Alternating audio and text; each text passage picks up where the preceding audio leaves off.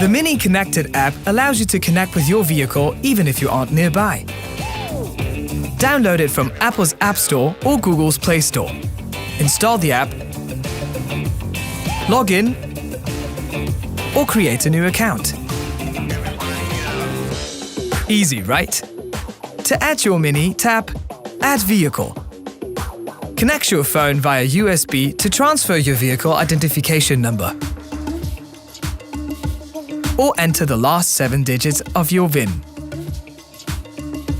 Find your VIN in your vehicle papers, on the B pillar, or in the My Mini menu. Here, System Settings, Software Update, Show Current Version. After entering the VIN, a verifying code will be sent to your vehicle. Located under Messages.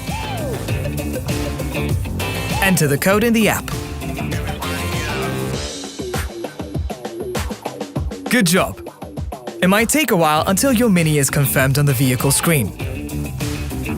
Press Enable Remote Services and you're good to go.